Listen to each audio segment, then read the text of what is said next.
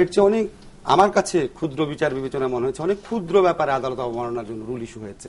ফলে আদালতের ডিসিশনে রায় মানে ওইভাবে মুক্ত মননশীলতার সাথে আলোচনা করার মতো সাহস আমারই নাই।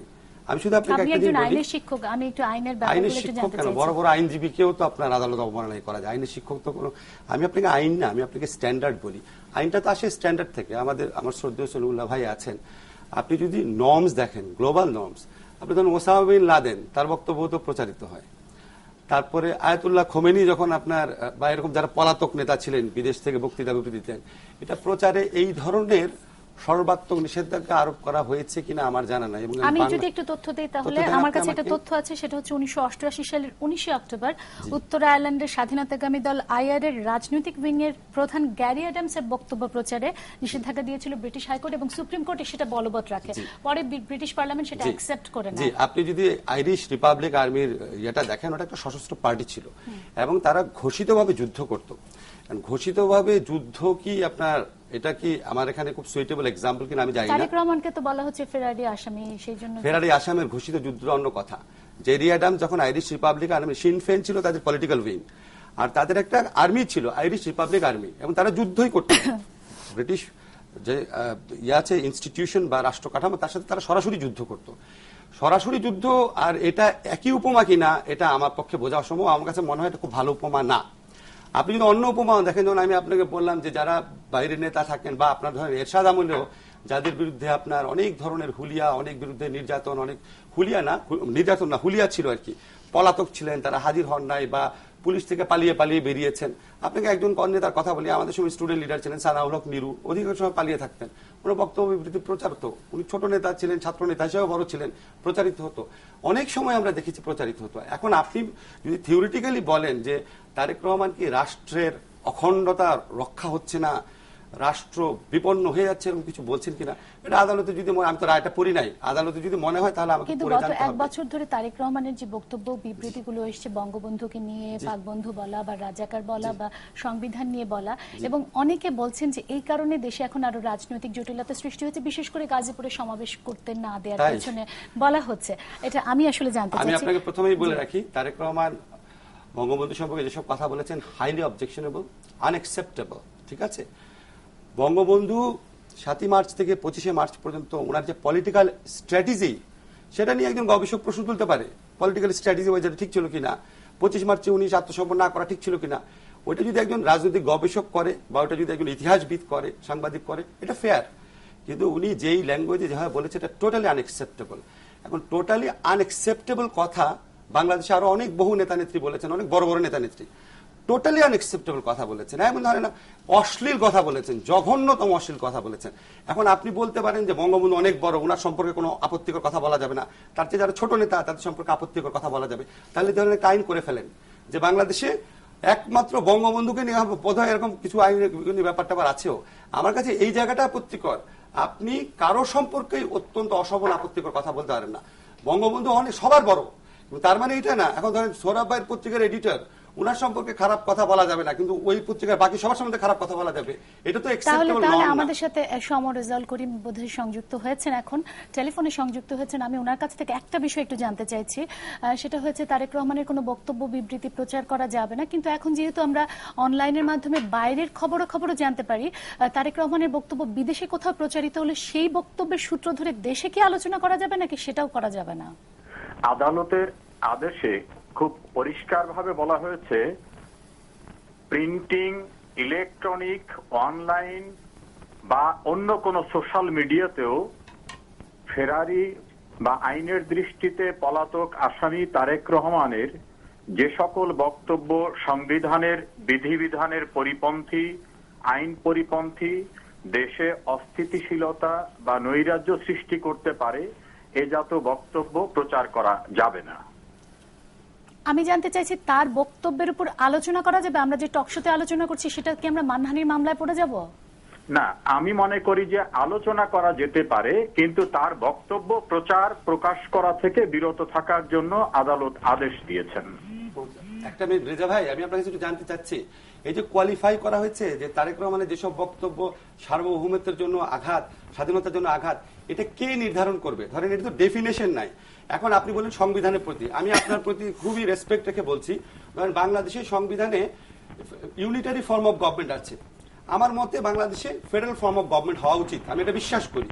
বাংলাদেশের সংবিধানে আর্টিকেল 70 সবাই আমরা সমালোচনা করি, আমরা বলি বাংলাদেশ সংবিধানে প্রধানমন্ত্রীর কাছে একক ক্ষমতা, এটা চেঞ্জ করা দরকার। প্রত্যেকটা আলোচনায় তো সংবিধান বিরোধী আমরা যখন করি, তো এগুলি কথা বললে এটাও কি মানা? কারণ সংবিধান বিরোধী কোনটা এবং সংবিধান বিরোধী কথা কি বলা যাবে না? আমরা যদি বাংলাদেশে আশা করি ইসলাম রাষ্ট্র ধর্ম আছে, এটা যেন না থাকে, এটা আমি বলতে পারবো না? তাহলে সংবিধান বিরোধী কোনটা এক নাম্বার, আর সংবিধান বিরোধী কোন কথা বাদ বলা যাবে আর কোন কথা বলা যাবে না আমি বুঝবো কি? ধন্যবাদ আসিফ নজরুল। সমর রেজাউল করিম যদি খুব সংক্ষেপে একটি বাক্যে বলে দেন। আমি আসিফের কথাটা বুঝতে পেরেছি। একজন পলাতক এবং ফেরারি আসামি, সে বাংলাদেশের সংবিধান সম্পর্কে আসিফ নজরুল খুবই ওয়াকিবহাল, আমার দৃঢ় বিশ্বাস এবং আমি জানি। সংবিধানের 7 খ, সংবিধানের 39 2 এবং 150 অনুচ্ছেদে মীমাংসিত বিষয়কে বিতর্ক সৃষ্টি করা বা অস্থিতিশীলতা সৃষ্টি করা, নৈরাজ্য সৃষ্টি করার যে পরিষ্কার শব্দগুলি তারেক রহমান সাহেব উচ্চারণ করেছেন, বিশেষ করে দেশ বিচ্ছিন্ন করার কথাও বলেছেন, ঢাকাকে বিচ্ছিন্ন করা, সেই বিষয়গুলি তারেক রহমানের অবস্থান এবং অন্যের অবস্থান এক নয়। তারেক রহমান আইনের দৃষ্টিতে পলাতক এবং ফেরারি আসামি। কিন্তু আমরা টক শোতে তার বক্তব্য নিয়ে আলোচনা করতে পারি আপনার দৃষ্টিতে? আমার মনে হয় তার বক্তব্য নিয়ে আলোচনা করা যাবে, কিন্তু যে বক্তব্যকে আদালত নোটিশ নিয়েছেন সেই বক্তব্যগুলোর সরাসরি প্রচার করা যাবে না, বোধহয় ঠিক হবে না। ধন্যবাদ আপনাকে। সলিমুল্লাহ খান কি বলবেন? এখানে তো প্রশ্ন দুটো। এক নম্বর হচ্ছে যে কোনো ব্যক্তির সংবিধান সংক্রান্ত বা রাষ্ট্র সংক্রান্ত কথা প্রচার করা থেকে বিরত থাকা যাবে কিনা। আরেকটা হচ্ছে ইনি ফেরারি আসামি, এটা একটা বাড়তি মানে তার অযোগ্যতা। তো আমার মনে হয় দুটোকে আলাদা করে আলোচনা করা দরকার আমাদের। যে কোনো ব্যক্তি যখন সংবিধান বিরোধী অথবা আমরা বলবো নৈতিকতা বিরোধী কোনো কথা বলবেন, আমরা উনি যে 39(2) বরাত দিলেন সমর রেজাউল করিম সাহেব, সেটা বরাত দিয়ে বলছি আমাদের বাক স্বাধীনতার কতগুলি সীমা খোদ সংবিধান নিষিদ্ধ করে দিয়েছে। যে খুব সহজ করে বলা যায়, এটা ফরাসি বিপ্লবের সময় থেকে আমরা শুনে আসছি যে কোনো ব্যক্তির স্বাধীনতার সীমা হচ্ছে অপর ব্যক্তির স্বাধীনতা। আমরা অপরের কারো মানহানি হয় এমন কথাও বলতে পারি না। যদি কেউ বলে ফেলে তার বিচার হয় এবং বিচারে তার যে উপযুক্ত প্রাপ্য শাস্তি বা দণ্ড সেটা হবে। তো এখন আমরা যদি কোনো কাজ করার পরে যেটাকে বলি কিওর করার চেষ্টা করি, তাতে বেশি ফল পাওয়া যায় না। সেই জন্য বলে prevention is better then cure. এখন তারেক রহমান সাহেব গত কয়েক মাস ধরে যে সমস্ত কথা বলছেন সেগুলো দেশে আলোচনা হচ্ছে, এবং তার সর্বশেষ কথা যদি হয় যে তিনি বলছেন এখন যে দেশের রাজনৈতিক অচল অবস্থা, যার বরাত দিয়ে আজকের আলোচনা আপনি শুরু করলেন, যে তিনি সেখানে বলছেন যে তোমরা মাঠে থাকো, অব্যাহত থাকো, বিচ্ছিন্ন করার কথা বলেছেন। হ্যাঁ, আমি সেখানে অনেকগুলো প্রশ্ন আছে। আমার মনে হচ্ছে এই রাজনৈতিক পটভূমিটা বাদ দিয়ে আমাদের কোনো কথা বলা ঠিক হবে না।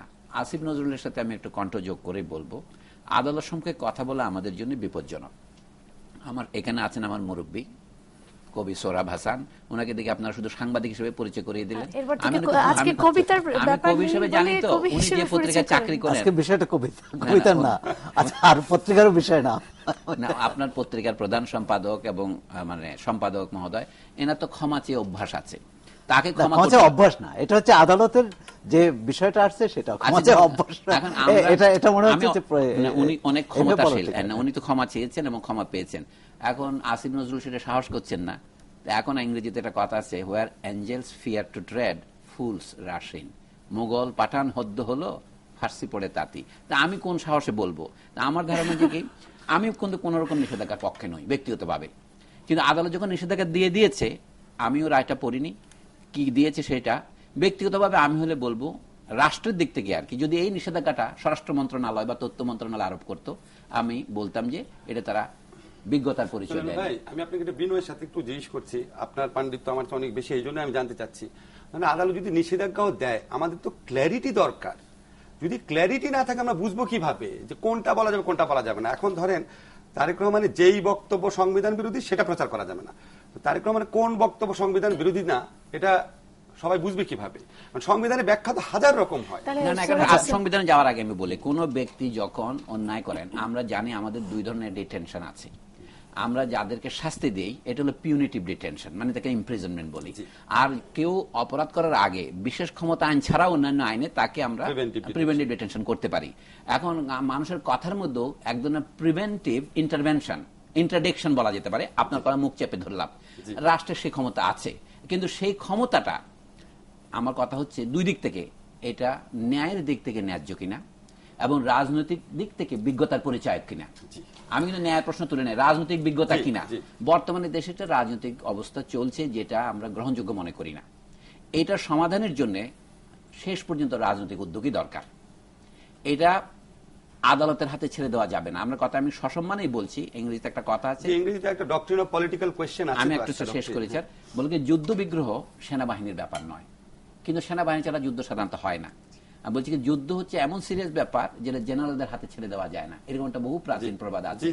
আমি এই জন্য বলি রাজনৈতিক ব্যাপারের মীমাংসার জন্য শেষ পর্যন্ত আমরা আদালতের উপর নির্ভর করতে পারি না। তার প্রমাণ কি? সংবিধানের সর্বশেষ সংশোধনী, পঞ্চদশ সংশোধনী, সেখানে বলেছিলাম যে তত্ত্বাবধায়ক সরকার প্রথা প্রবর্তন করতে গিয়ে আমরা আদালতকে বিতর্কিত করে তুলেছিলাম। অর্থাৎ আদালত আমাদের রাজনৈতিক সংকট সারাবে বটে, কিন্তু আদালত সারাবে কে? এই প্রশ্ন কিন্তু রাজনীতিকে করতে হবে। আমি এটাকে রাজনৈতিক প্রশ্ন হিসেবে দেখতে চাই। আমি একটু জানতে চাচ্ছি, উনি বলেছেন এই বিষয়টা আসলে আদালতের উপর ছাড়াটা ঠিক হবে না। উনি যদিও বলছেন আদালতের ব্যাপারে উনি আসলে আদালতের আসলে যে প্রশ্নটি এসেছে সেটা হচ্ছে একটা, এর দুটো দিক আছে। একটা হচ্ছে বিচারিক মানে আদালতের বিষয়, আর একটা রাজনৈতিক। তা রাজনৈতিক সমাধান আদালত করতে পারে কিনা, কতটা করতে পারেন সেই প্রশ্ন আছে। আর যে বিষয়ে দিয়েছে একজন পলাতক আসামি বা ফেরারি আসামের বক্তব্যের উপর আদালত নিষেধাজ্ঞা জারি করেছে, এটা প্রচারের উপর, সেটা আদালতের বিষয়টা। কিন্তু রাজনৈতিক সমস্যার এখন যে এই যে রাজনৈতিক হাঙ্গামা, রাজনৈতিক যত কি বলে সংঘাত সংঘর্ষ এবং সাম্প্রতিক যে উত্তেজনাকর পরিস্থিতি তৈরি হলো, এটি যদি তারেক রহমানের বক্তব্যই যদি এর উৎস হয়ে থাকে, তারেক রহমান যা বলেছে সেটাই যদি দেশে এরকম একটা নৈরাজ্যকর পরিস্থিতি তৈরি করে থাকে এবং আদালত সেটা মনে করেছে যে এটি করা উচিত নয়, সুতরাং এটা নিষেধাজ্ঞা, তাহলে তো আমি বলবো যে এটি যদি 15 দিন আগে এই নিষেধাজ্ঞা আসতো আদালতের কাছ থেকে, তাহলে তো রাজনৈতিক এই যে আজকে 9 জন অনেকদিন ধরেই বলছেন, সেজন্য তারেক রহমান অনেকদিন ধরে বলছে, কিন্তু এটি সরকারি দল বা সরকার যে এটি আমলে নিয়েছে এবং এর প্রতিক্রিয়া দেখাতে গিয়ে যে সভা সমাবেশের উপর এক ধরনের নিষেধাজ্ঞা বা করতে দেওয়া হবে না বলেছে, সেটি কিন্তু গত 15 আমি বলছি এই পুরো তথ্যটা ভুল। শোনেন, তারেক রহমানের বক্তব্যের কারণে আপনি যে উপস্থাপন করলেন ওইখানেই একটা ভুল তথ্য। আমি বলিনি, এটা অনেকে বলছেন, অনেকে বলেছে। শোনেন, যখন ইঞ্জিনিয়ারিং ইনস্টিটিউশনে বিএনপি একটা কর্মসূচি পালন করতে চেয়েছিল, ছাত্রলীগের বক্তব্য তার বেদবাক্য না। যখন ইঞ্জিনিয়ারিং ইনস্টিটিউশনে বিএনপি একটা প্রোগ্রাম করতে চেয়েছিল গুমের শিকার হয়েছেন তাদেরকে নিয়ে, তখন তারেক এই ধরনের কিছু বলেই নাই। আজকের থেকে প্রায় বছর মানে 6 মাস 7 মাস আগের কথা, তখনও তো এই প্রোগ্রাম করতে দেয় নাই। এটা তো আমি প্রোগ্রামের কথা বলছি না, আমি যেটা বলছি যদি এই সভা সমাবেশের পর নিষেধাজ্ঞা বা এই সমাবেশ করতে না দেওয়ার কারণ হয়ে থাকে তারেক রহমানের বক্তব্য বিবৃতি, তাহলে আজকে আদালতের যে নিষেধাজ্ঞা এবং সেটি যদি সভা সমাবেশের উপর সবার দেশের শান্তি নৈরাজ্যের অবসান ঘটায় এবং শান্তি স্থিতি নিয়ে আসে, তাহলে 15 দিন আগে যদি এরকম আমরা একটা নিষেধাজ্ঞা পেতাম আদালতের কাছ থেকে, তাহলে তো দেশে এই পরিস্থিতি হতো না বলে অনেকে মনে করতে পারেন। যেটি হচ্ছে যে কারোই বলছেন না, আসিফ নজরুলের সাথে একমত যে তারেক রহমান যেসব বক্তব্য বিবৃতি দিয়েছে উস্কানিমূলক এবং দেশে এটা উত্তেজনা তৈরি করেছে এবং তৈরি করতে চেয়েছে, তাতে বিএনপি রাজনৈতিক দল হিসেবে বিএনপি লাভবান হয়েছে বলে মনে করি না। কিন্তু এর প্রতিক্রিয়ায় আওয়ামী লীগ যেসব কর্মকাণ্ড করেছে, অর্থাৎ আমার জন্য যেটি অধিকার অন্যের জন্য সেটি অধিকারহীনতা হতে পারে না, সেটি অধিকার হরণ হতে পারে না। এবং সভা সমাবেশ করার অধিকার সবারই আছে। তারেক রহমান পলাতক আসামি, ফেরারি আসামি, কিন্তু বিএনপির অন্যান্য নেতারা তো পলাতক নয়, তাদের বিরুদ্ধে তো এবং অন্যান্য নেতাদের রিমান্ড নামঞ্জুর করা, রিমান্ডে নিয়ে যাওয়া বা জামিন নামঞ্জুর করা, এই সমস্ত প্রসঙ্গে আমি আসবো। সোহরাব হোসেন, একটা আমাকে বিরতি নিতে হচ্ছে, বিরতির পর আবারও ফিরছি একাত্তর সংযোগে। দর্শক দেখছেন একাত্তর সংযোগ, আমি সামিয়া রহমান আপনাদের সাথে আছি। আমরা যেটা বলছিলাম তারেক রহমানের প্রসঙ্গে আদালতের যে রুল জারি হয়েছে, সেক্ষেত্রে আসলে আদালত অবমাননার মামলায় আমরাও পড়ে যাব কিনা, কারণ জানি না এটা টকশোর উপর নিষেধাজ্ঞা বলবৎ কিনা। আমরা চেষ্টা করছি একটু কাউকে পাওয়ার জন্য ফোনে বা যে কোনো ভাবে সংযুক্ত হওয়ার জন্য, কিন্তু আমি একটু আমার অতিথিদের কাছ থেকে একটু জানতে চাই আদালতের প্রসঙ্গ বাদই দিয়ে একজন গণমাধ্যম কর্মী হিসেবে বা শিক্ষক হিসেবে, যদিও সলিমুল্লাহ খান আপনি বলছিলেন যে রাজনৈতিক বিষয় মীমাংসা আসলে রাজনৈতিক ভাবেই হওয়া উচিত, আমি একটা বিষয় একটু জানতে জানতে চাচ্ছিলাম, যদি কেউ আপনি নিজে বলেছেন তারেক রহমান যে বক্তব্যগুলো দিয়েছেন সেগুলো আসলে Objectionable, প্রচন্ড অবজেকশনেবল, objectionable, কিন্তু আমি কিছু জানতে চাচ্ছি যে দেশ বিচ্ছিন্ন করার কথা বলছে বা বঙ্গবন্ধু প্রসঙ্গে দেশ বলছে। বিচ্ছিন্ন করা মানে দেশ বিচ্ছিন্ন, ঢাকা থেকে ঢাকা থেকে দেশ বিচ্ছিন্ন তো শেখ হাসিনা খালেদা জিয়ার জীবনে বহুবার বলেছেন এরশাদ বিরোধী আন্দোলনের সময়।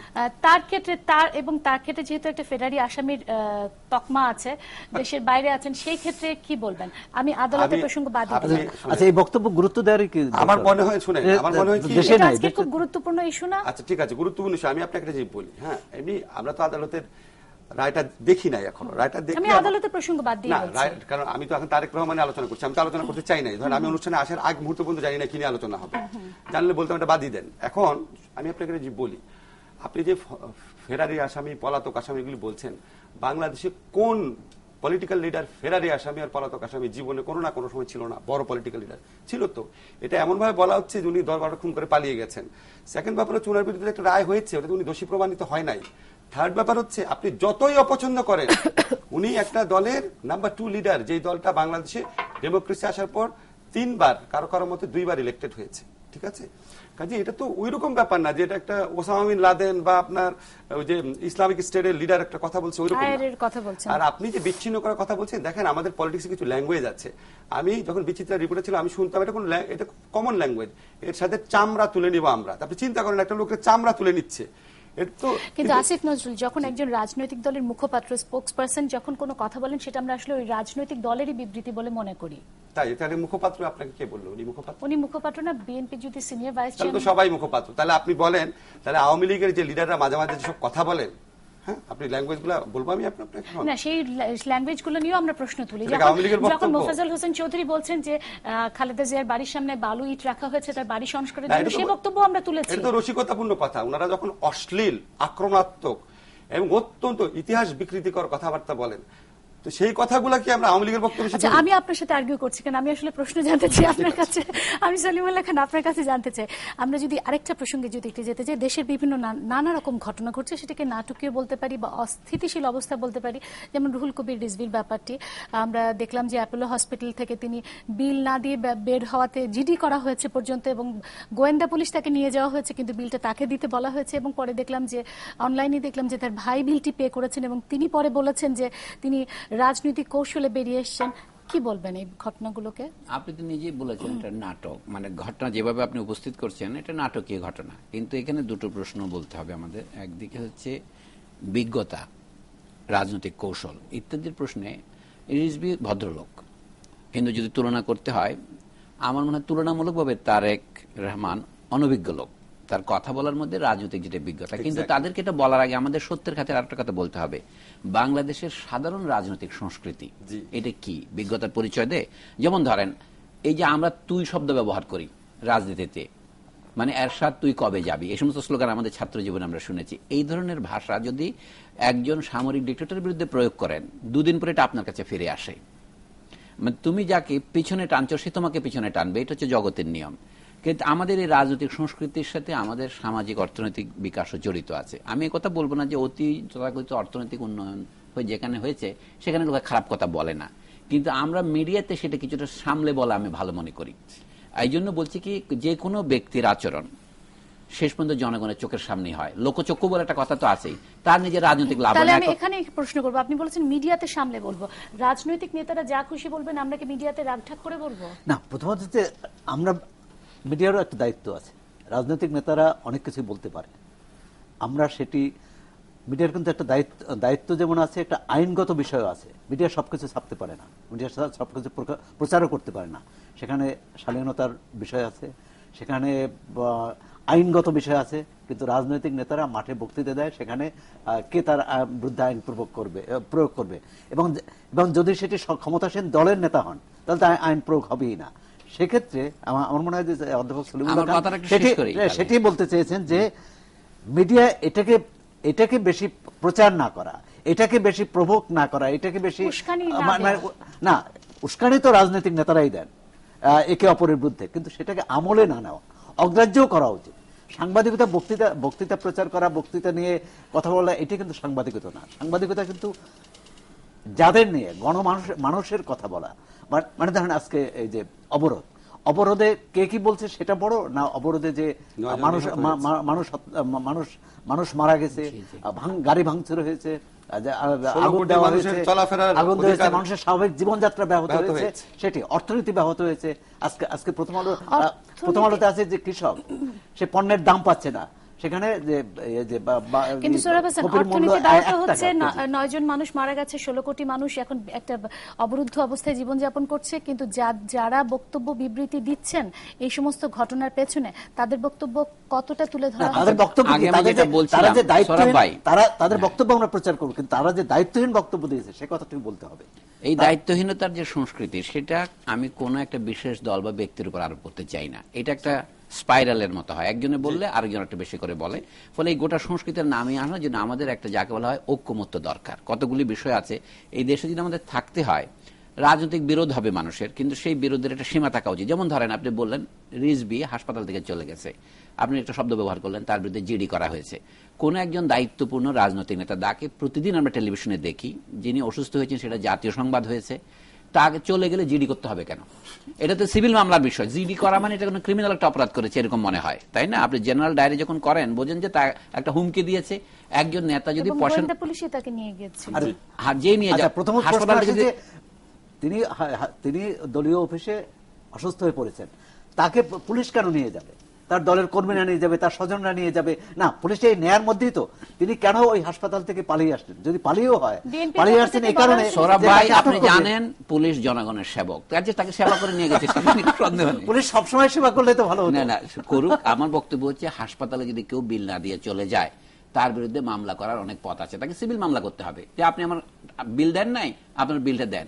কিন্তু আমরা যে কথা বলতে যেটা বুঝি, যে লোক আমাকে হুমকি দিয়েছে বা যা আমার জন্য সমূহ বিপদের উৎস, এটা তো হতে পারে না। এখন তার ভাই যখন পেমেন্ট করে ফেলেছে, তখন সমস্যার সমাধান হয়ে গেল। ব্যাপারটা এটা না। আমার মনে হচ্ছে এই সমস্ত জিনিসই একটা অদ্ভুত ধরনের নাটক। এইটা না, কিন্তু আসল সমস্যা কোথায়? আসল সমস্যা সামনে কি হবে। এখন জানুয়ারি মাস, সামনে ফেব্রুয়ারি, মার্চ আছে। আমাদের কি হবে জনগণের? আমরা তো মোটামুটি একটা কর্মক্ষম অর্থনীতিতে বসবাস করতে চাই, যেখানে ন্যূনতম মানবাধিকার আছে। আমি কথা কেন বলছি, আজকে যে নিষেধাজ্ঞা দেওয়া হচ্ছে, তারেক রহমান যে দায়িত্বহীন উক্তি করেছেন সে বিষয়ে কোনো সন্দেহ নাই। আমি আসিফ নজরুল এবং অন্যান্যদের সাথে একমত। কিন্তু সমস্যা হচ্ছে, তারেকের উপর যে নিষেধাজ্ঞা দিল, এটা একটা প্রেসিডেন্ট তৈরি করবে, যেটা করে নজির তৈরি করবে। আইনের ক্ষেত্রে নজির কিন্তু সাংঘাতিক খারাপ জিনিস।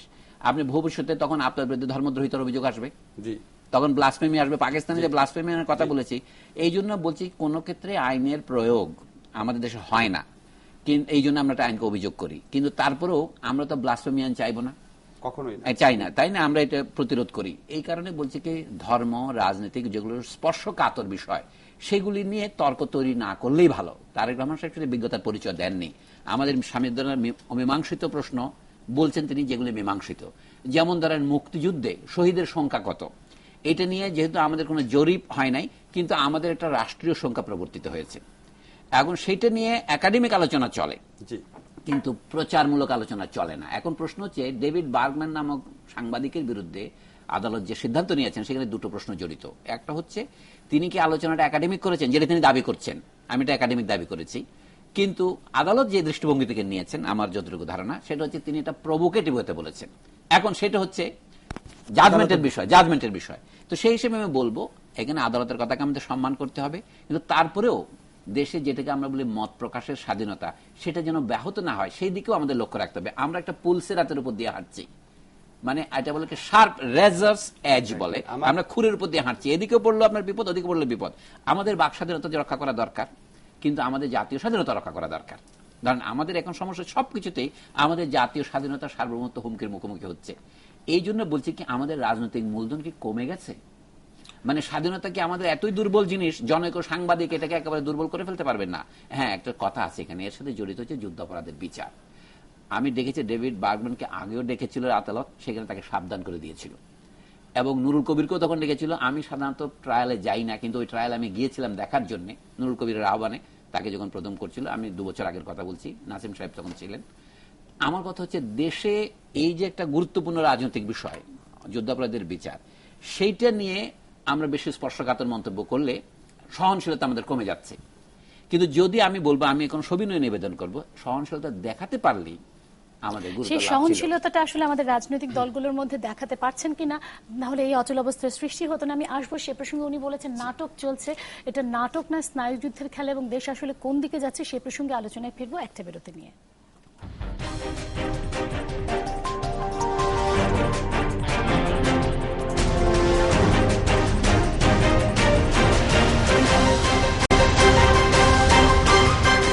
দর্শক দেখছেন একাত্তর সংযোগ। যেটি বলছিলেন বিরতির আগে সলিমুল্লাহ খান, একটা নাটক চলছে এই মুহূর্তে দেশে, নানা রকম নাটকীয় ঘটনার মধ্যে, এবং এটি আসলে স্নায়ুযুদ্ধের খেলা না নাটক সেই প্রসঙ্গে আসবে। এবং তার আগে আরেকটা প্রসঙ্গ আমি একটু উল্লেখ করতে চাই, যেটি অনলাইন গণমাধ্যমগুলোতে আমরা দেখতে পেয়েছি, যে বিএনপি স্থায়ী কমিটির সদস্য নজরুল ইসলাম খান বাংলাদেশের গণতন্ত্র রক্ষায় ভারতের সহযোগিতা চেয়েছেন। আমি জানি না ঘটনার সত্যতা কতটুকু বা মিথ্যা কতটুকু, কিন্তু অনলাইন গণমাধ্যমগুলোতে এই খবরটি এসছে। কি বলবেন সেক্ষেত্রে? অনলাইন গণমাধ্যমে এমন খবর আসছে আমার নিজের সম্পর্কেই, কাজে আমি কোন অনলাইন দেখি নাই। আর নজরুল ইসলাম খানের সাথে এখন কন্ট্যাক্ট করা সম্ভব না। যে কথা উনি বলেছেই নাকি সেটার অথেন্টিসিটি জাজ করা যাচ্ছে না, সেটা টাইমস অফ আলোচনা ইন্ডিয়ার করা উদ্ধৃতি হবে। দিয়ে তারা ছাপিয়েছে আর কি। ঠিক আছে, আমি এটা নিয়ে আলোচনা করতেই আগ্রহী না। আর ভারতের সাহায্য কিভাবে চেয়েছেন, তো আপনি সলিমুল্লাহ ভাই যে ডিবেটটা করেছে সেটা, সেই আলোচনাটা অনেক বেশি জরুরি। আমি আপনাকে একটা কথা বলি, গণতন্ত্রের সংকট যখন আমরা আলোচনা করি, একটা আদর্শিক অবস্থার কিছু সংকট থাকে। ধরেন আদর্শিক অবস্থাতে একটা পলিটিক্যাল ইনস্টিটিউশনগুলো ঠিক মতো বিহেভ করছে কিনা, বা আপনার সন্ত্রাস হচ্ছে কিনা, দুর্নীতি হচ্ছে কিনা, এগুলি আপনার খুব চুলচেরা বিশ্লেষণ হয়। আর এটা হচ্ছে বাস্তব অবস্থা। বাস্তব অবস্থা হচ্ছে ভঙ্গুর গণতান্ত্রিক দেশগুলোতে থাকে, ধরেন বাংলাদেশের মতো দেশে, একটা ডেভেলপিং ডেমোক্রেসি। বাস্তব অবস্থাতে আমরা কিন্তু ধরেই নেই সরকার বিরোধী দলের প্রতি একটুখানি নির্যাতন করবে, একসেপ্টেবল মাত্রা আছে একটা। সরকার নির্বাচনে কারচুপি করবে, একটা একসেপ্টেবল মাত্রা আছে। সরকার মত প্রকাশের স্বাধীনতার উপর হস্তক্ষেপ করবে, একটা একসেপ্টেবল মাত্রা আছে। হস্তক্ষেপ করে, এটাও মেনে নিই আমরা। যে জন্য আপনি দেখবেন বিরোধী দলকে যখন আপনার লাঠি দিয়ে ছত্রভঙ্গ করে দিয়ে আমরা অত আতঙ্কিত হই না, কিন্তু নতুন যখন পেপার স্প্রে মারা হয় তখন আমরা বলি আরে এটা করতে আসো, কারণ এটা গ্রহণযোগ্য মাত্রায় নাই। আমার কথা হচ্ছে কি, আমরা এই বাস্তব অবস্থাতে এই 90-এর পরবর্তী সময়ে যেই মাত্রা আছে, কুশাসনের মাত্রা, অত্যাচারের মাত্রা, বিরোধী দলকে দমন করার মাত্রা, নির্যাতনের মাত্রা, বিরোধী দল কর্তৃক সন্ত্রাস করার মাত্রা, এই মাত্রাগুলো ক্রমান্বয়ে বেড়ে বেড়ে এমন একটা জায়গায় চলে গেছে, বাংলাদেশে গণতন্ত্র সিরিয়াসলি একটা থ্রেটেন্ড অবস্থায় চলে গেছে।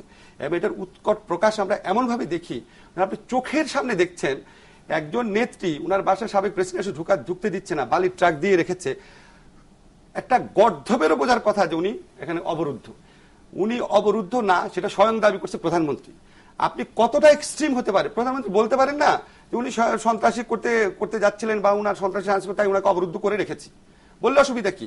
এখন যখন এই মাত্রায় চলে যায়, তখন আপনি এক নজরুল ইসলাম কোন অনলাইন পত্রিকায় কি বললো, তার চেয়ে অনেক বড় আলোচনার বিষয় এইটা যে আমরা আজকে পলিটিক্যাল যে কালচার, সেটার এরোশন কোন পর্যায়ে গেছে। বাংলাদেশে আজকে আদৌ ডেমোক্রেসির চর্চা বা গণতান্ত্রিক সংস্কৃতি বলে কিছু আছে? আমি সেই প্রশ্নে সলিমুল্লাহ খানকে জানতে চাই। আজ আমাদের যে ফৌজদারি আইন সেখানেও আছে, এটা হলো কনফাইনমেন্ট কি, অবস্ট্রাকশন কি, মানে বেগম হ্যাঁ, মানে এটা হচ্ছে এক ধরনের কনফাইনমেন্ট। নাও যদি বলেন উনি যেদিকে যেতে চাচ্ছেন সেদিকে যাওয়া যাচ্ছে না, আরেকদিকে যদি যেতেও বলেন তুমি সেদিকে যেতে চান না। আমার মনে হয় এইগুলো আলোচনা করে সময় নষ্ট না করাই ভালো। সমস্যা হচ্ছে আমাদের রাজনৈতিক সমঝোতায় পৌঁছতে হবে। বর্তমান অবস্থাটা কারোর জন্য স্বস্তিকর নয়, মানে যারা সরকারি দল তাদের জন্য স্বস্তিকর নয়, এটা বোঝা যায় বিভিন্ন ইঙ্গিতে বোঝা যায়। তাহলে আমরা এটা স্বস্তিদায়ক অবস্থা কেমনে পৌঁছতে পারি? মানে 5ই জানুয়ারি প্রধানমন্ত্রী যে বক্তৃতা দিয়েছেন তাতে উন্নয়নের যে দীর্ঘ তালিকা আছে, ফিরিস্তি আছে, এগুলি সবই সত্য, কিন্তু তারপরেও কতগুলি গুরুত্বপূর্ণ প্রসঙ্গ উনি কিছুই বলেননি। যে এখন যে চ্যালেঞ্জটা আসছে এই সরকারের বৈধতা নিয়ে, এই বিষয়ে সরকারের বক্তব্যটা পরিষ্কার করা উচিত। এই চ্যালেঞ্জটা তো গত 1 বছর ধরেই আছে, এবং সেই চ্যালেঞ্জটা এখন দেখা যাচ্ছে আমাদের রাস্তায় চ্যালেঞ্জ হচ্ছে। বিশেষ করে চট্টগ্রামের ঘটনা ধরুন, চট্টগ্রামে প্রথমে পুলিশ অনুমতি দিয়েছিল তাদেরকে অফিসের ভিতরে মিটিং করতে হবে। দ্বিতীয়বার কিভাবে কি একটা সমীকরণ তারা করলো জানি না, তারা বলল অফিসের সামনে করতে পারবে।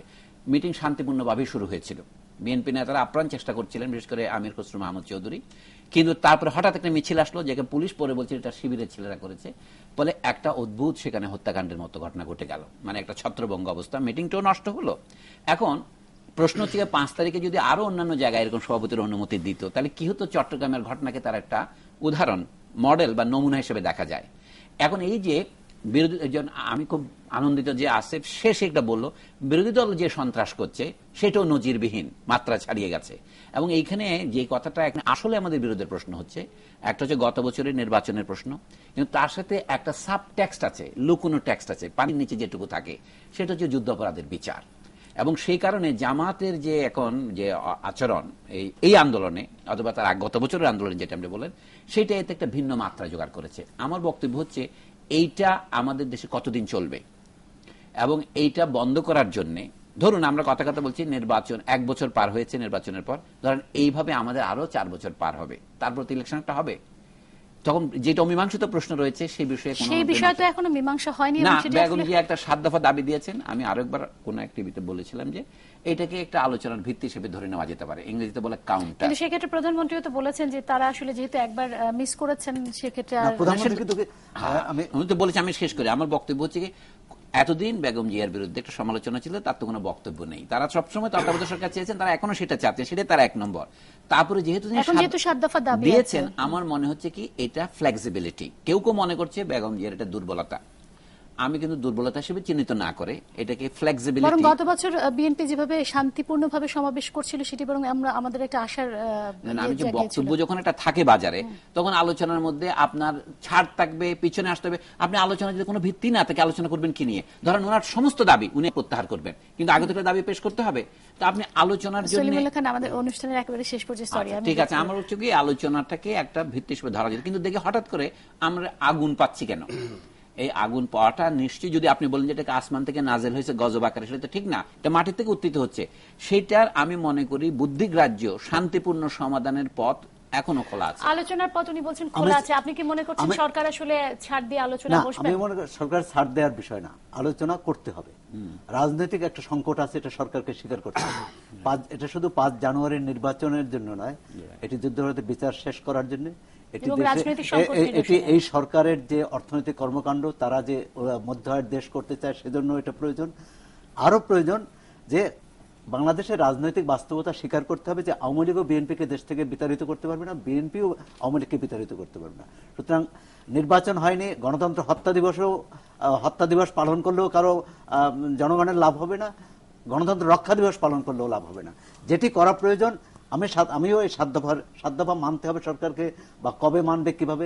7 দফা কিন্তু একটা বিষয় যে এটি কোনো দিন তারিখ ঠিক করে দেয়নি যে 6 মাসের মধ্যে মানতে হবে, 1 বছরের মধ্যে নির্বাচন দিতে হবে, বা 3 মাসের মধ্যে নির্বাচন কমিশন গঠন করতে হবে।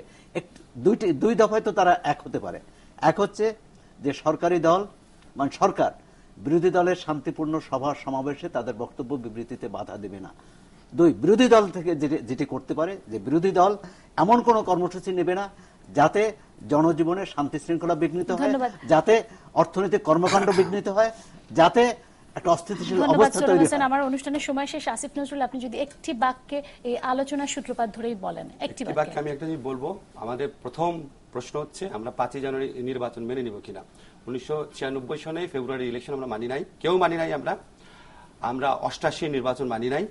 ভোটারবিহীন, নির্বাচনবিহীন একটা নির্বাচন, অদ্ভুত নির্বাচন। এবং আমি মনে করি 96 এবং 88 নির্বাচনের চেয়ে নিকৃষ্ট নির্বাচন ছিল হচ্ছে 2009। ভবিষ্যৎটা করা যায় হচ্ছে ওটা সংবিধান রক্ষার নির্বাচন হিসাবেই ধরে নিয়ে আলাপ আলোচনা করে একটা একসেপ্টেবল সরকারের অধীনে সবার অংশগ্রহণে ইলেকশন করতে হবে।